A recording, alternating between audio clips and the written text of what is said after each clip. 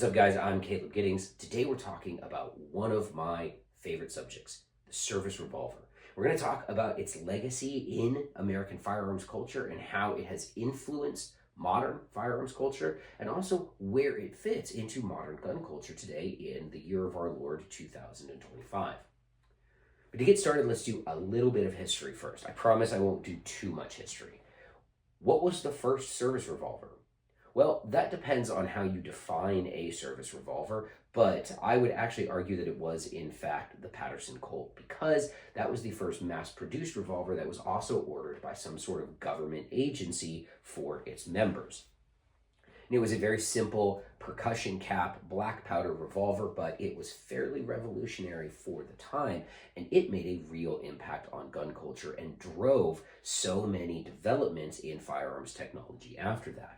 And what the Patterson Colt led us to was, of course, the iconic Colt Single Action Army. The Colt Single Action Army was so iconic that gun companies are still making copies of it to this day, including guns like this Taurus Deputy, which is a 6-shot 45 Colt or 357 Magnum single action.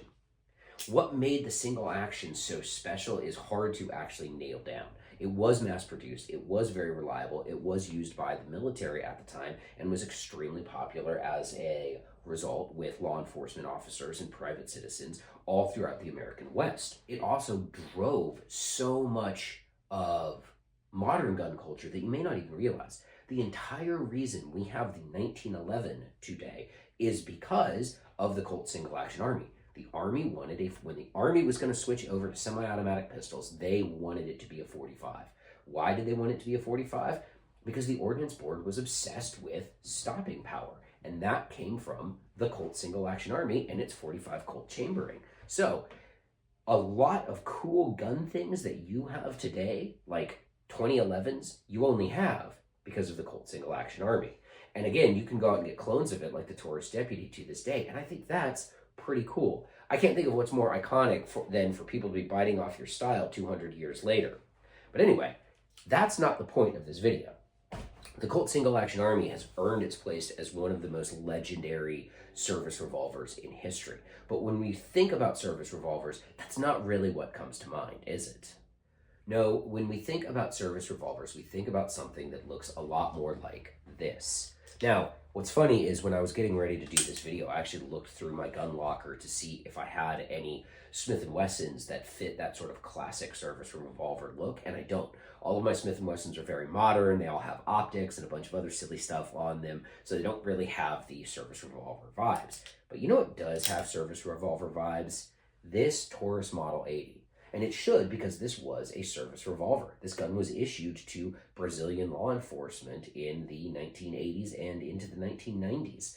It's as simple as it gets, right? It's 6 shots, it's 38 special, it has fixed sights. It has what we think of now as service-style grips, which are these skinny grips that allow you to have a very high sinus on the gun. Now, this gun originally was double action, single action, but a previous owner he did some modifications to it, namely bobbing this hammer. What's interesting about how he bobbed this hammer is he didn't actually eliminate the single action notch. He just cut the hammer spur off. So if I wanted to like prep the trigger and then get my thumb up there and pull it back the rest of the way to shoot it single action, I could. Not that that's something that I would normally want to do. But regardless of all of that, this gun is what people think of when they think service revolver. It's just very simple, very straightforward, right? Now, the other type of gun that people think of when they think of service revolvers probably would have looked a little bit more like this Rossi RM64. Now, again, this is a little bit outside of what the service revolver would have looked like because I've changed out the grips for these lock grips, and G10 didn't exist back then, so you definitely wouldn't have seen a gun set up like this. But in every other way, it does fit the bill. It's 4 inches, it's 357 Magnum, and it has adjustable sights. Both of these guns, the Taurus Model 80 and the Rossi RM64, would have been perfectly at home in a law enforcement holster for many, many years. But it is an interesting question. Why, in the immediate time frame after World War II, did law enforcement agencies not switch over to guns like the 1911? When if you read the materials from that era, the books, the articles, all of that other stuff, Semi-automatic pistols, even the 1911, were seen as too unreliable and too finicky for law enforcement use. They were fine for the military, where the pistol is largely a secondary weapon anyways, and you do all of your fighting with a rifle. But for law enforcement use, where the primary weapon was the handgun, the large majority of both law enforcement agencies and individual end users thought of semi-autos as simply too finicky and unreliable. What modifications were people allowed to do to their service revolvers back in the day? What changes were officers allowed to make? And the answer is almost none. Now, what is interesting is agencies had different sorts of policies. Some agencies were very strict. They said, here's the gun you've been issued. It's a Smith & Wesson Model 15, that's it. Or it's a Model 19, or it's a Model 10, that's it. That's your gun. No changes allowed, right? Other agencies would allow officers to make certain changes, like bobbing the hammers, making the guns DAO. The Miami-Dade Police Department and the Chicago Police Department, most notably, made all of their guns DAO.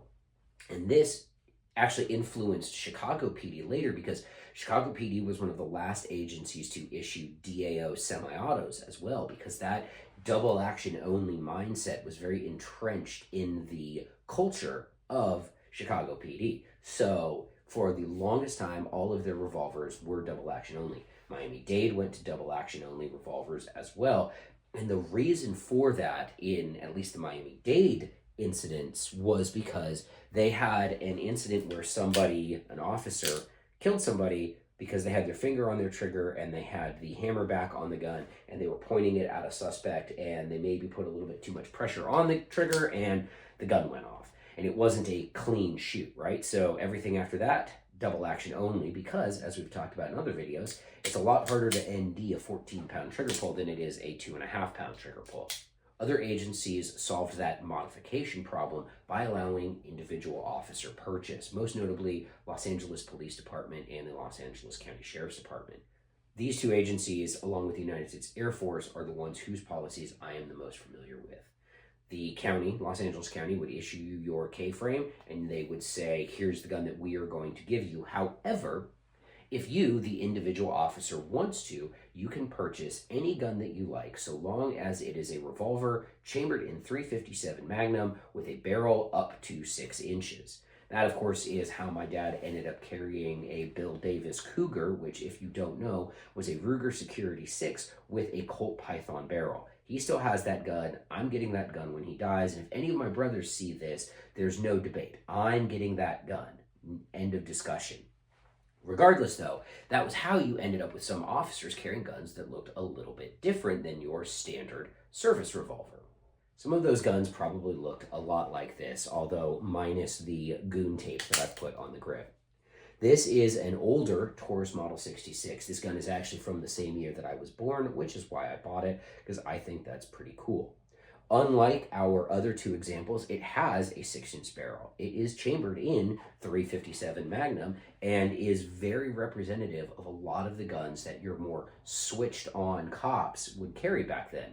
Again, I would show you a Smith & Wesson that, fits that bill, but I'm not kidding when I say all of my Smiths have optics, and they don't quite have the look of the service revolver. And this gun, this 40-something-year-old Taurus, has the look of the service revolver. It's got the front sight. It's got the adjustable rear sight. It's 6 shots. It's got wood grips that I put tape on because I put tape on everything. And it is just, this is the gun. This is the gun that you think of when someone says service revolver. This or the 4-inch version. It's one of my favorite guns that I own, and I think it's very pretty. It's just got a really nice finish on it, but it's very clearly been used and shot, but not abused, and I like that a lot about a gun. So when I saw this in the pawn shop, I was like, yep, we're taking that. Or I did the homie, you're coming home with me.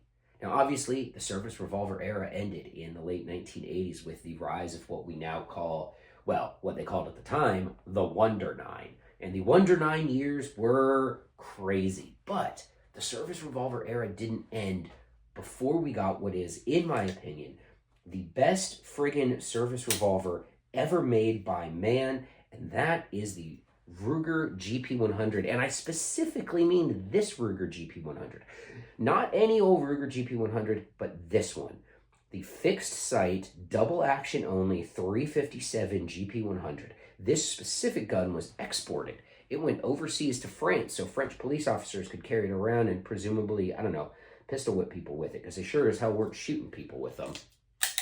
But this specific gun is, in my opinion, the platonic ideal of the service revolver.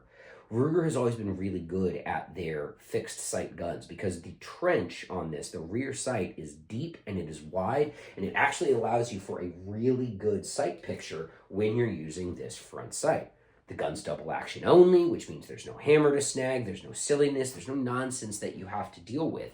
It's chambered in 357 Magnum, which means you can shoot 38 specials out of it all day long, all day strong. This one has a half underlug instead of the full lug, so it is a little bit lighter. Not much, but a little bit lighter. This was, in my opinion, the best damn service revolver ever made, and it was Ruger's attempt with the GP100 to make a gun that was a little bit more like the Service 6 and the Speed 6 from back in the day, and it is so good.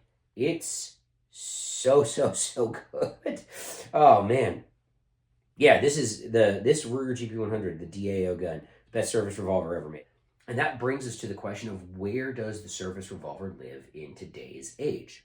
Well, I think it kind of goes in two directions. First, you have just a normal, again, service style revolver. This is, to quote Jane Cobb, my very favorite gun. It's a modern production Taurus Model 82. This gun's got over 10,000 rounds on it. I don't remember the exact count, but it has just gone and gone and gone and gone.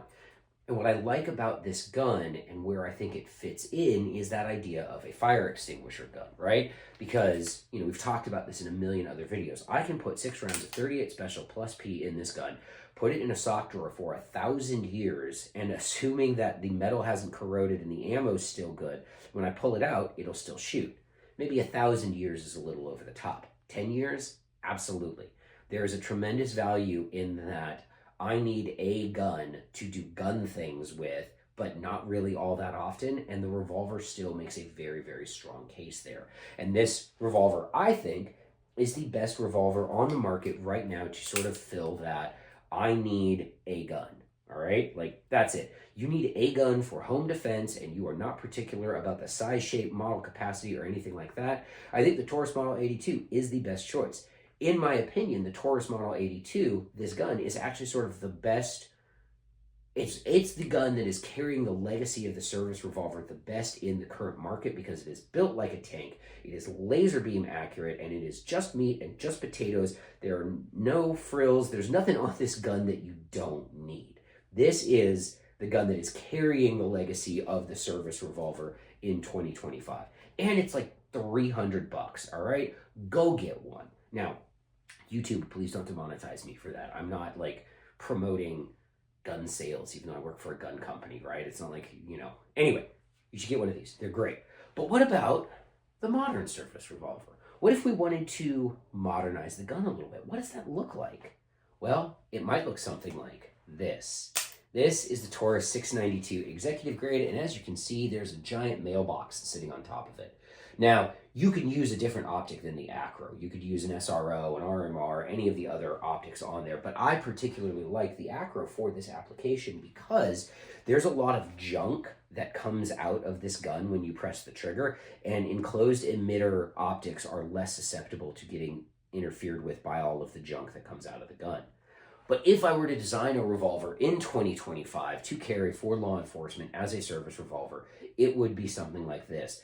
What I would do, though, I would go like all in. I would delete the front sight entirely. I would give it an optic like the Acro that is bomb-proof and just be like, you have a red dot on your gun, you don't need iron sights and you don't need backup iron sights. And I would actually mount it a little bit lower. So what I would do, this is what I would do, all right? I would take the top strap and I would actually mill it down and widen it out a little bit so that it was native for the Acro. And then you would have this flared out bit that I get from the mount, and you would mount, that means you'd be able to mount the optic a little bit lower. Again, delete the front sight entirely. You don't need it. But what I would do is I would keep the 9mm chambering that this gun is set up for. I would have a 9mm specific barrel, and I would let it use moon clips because in a duty context, you can carry more moon clips than you can carry speed loaders, and they reload faster. And out of a revolver like this, I know because I've done the testing, 9mm gives you all of the benefits of 357 Magnum without the excessive muzzle blast and recoil. I promise you it does. I will show you the video. I have done the science. Relax. But anyway, that's what I would do. This would be the modern service revolver. We'd have red dots, no front sights, 9mm and moon clips, and I like all of these things because I am a revolver degenerate. And that is it for this video, guys. I hope you've enjoyed our retrospective on the service revolver. A little bit of history, a little bit of fun. Thanks for watching. Make sure you like, share, and subscribe, and I will be back at some point with more videos.